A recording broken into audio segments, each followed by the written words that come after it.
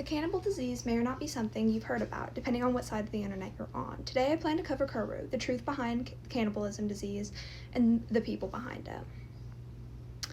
I want to cover a few major points: the origin and why specifically the Four tribe, why they practiced cannibalism, what exactly is Kuru and its effects, and the common misconception of the disease.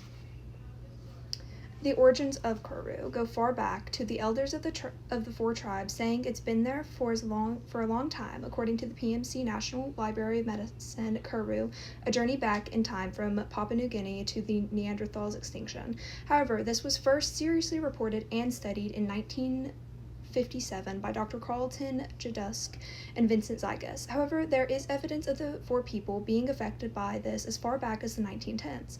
Kuru was described by the Four people as sorcery, a curse, given because they angered one of the souls. However, Kuru would then be revealed as a non-inflammatory neurodegenerative disease, similar to other prion diseases, and it was most easily spread through cannibalism. Those are the Four people in traditional ritual clothes. Now, the reason it would latch onto the Four tribe, Papua New Guinea, would link back to how it spreads: cannibalism. The Four people have very detailed and specific religious traditions and beliefs. In this, we'll focus on their funerary endocannibalism practice, as stated in the Anthro Action magazine, Mortuary Rites and Disease in a Cannibalistic Society, The Four People, by Natalie Dobbs. Endocannibalism being the act of consuming deceased relatives as part of their mourning ritual. They practiced this long before Kuru came about, so why did it come about? This can be linked back to the studies done as to how it evolved and what it evolved by. It's believed that scientists that it evolved from someone in the tribe having a naturally occurring prion disease, Jacob Creutzfeldt syndrome. After the consumption of said individual, it came to the cycle of eating these misfolded brain prions over the course of 50 years, and the fact it has an incubation period of a year or even decades. It eventually came to light as Kuru.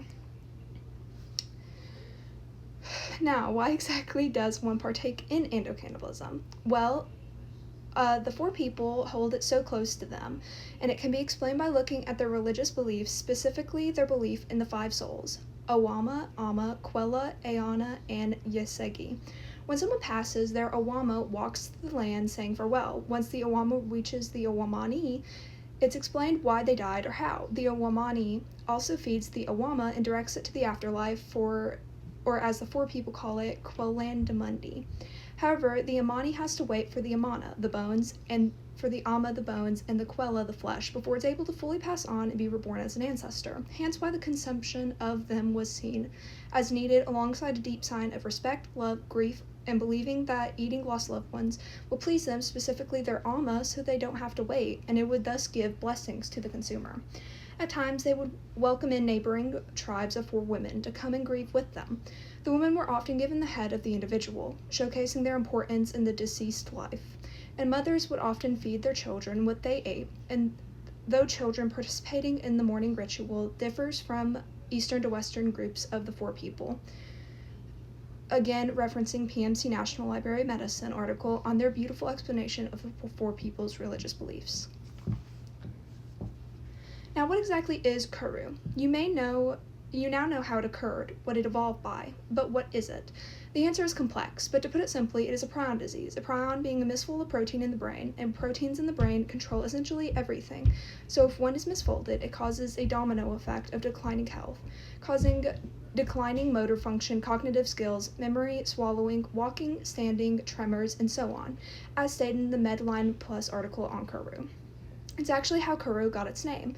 In the Four people's language, Kuru means tremor or shaking, and when someone showed signs of Kuru, they often would shake uncontrollably, unable to stop it. As the disease progresses, you start going through the declining health roller coaster, as spoken of before, leading to death, either from Kuru or infection from sores an affected individual suffers from being unable to move and being stuck in one place.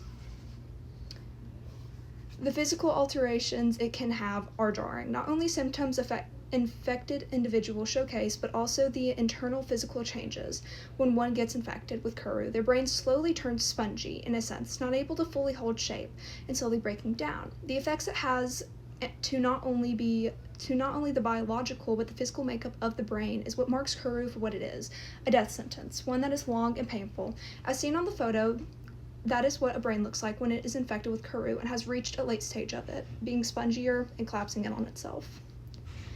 Now, the common misconception of the four people, and Kuru as a whole, is that if you eat human flesh, that you will get it. That couldn't be more wrong. Kuru was incredibly localized to the four people, and the four people only due to how it evolved into what it is. Another misconception is that cannibalism was done out of malice, but again, this is false. The four people did this as part of a mourning ritual, something out of love and respect for their dead, and a hope that they move on to the afterlife easier. Once they learned that the endocannibalism was what was killing their people, they ended the tradition immediately because they care about their people. The last case of Kuru was documented in 2009 with the death of the last person who was infected, marking the extinction of Kuru. To wrap it up, Kuru is an incredibly interesting and culture-rich disease, far more than the cannibal disease as it is often acclaimed online as. Understanding how and why how it affected the four tribe in specific due to the funerary practices allows us to understand just where this disease came from. And again, to make it abundantly clear that the four people did none of their funerary and religious practices out of malice, hatred, or anger, but a deep sense of love and respect for the dead, and the wish to honor them in the ways their elders have always taught them to. Their care for their people is showcased in how they stopped the tradition the moment they learned what it was doing to their people. And this is another photo of a few members of the four tribe whenever it was doing the original study into it in 1957. Thank you for your time.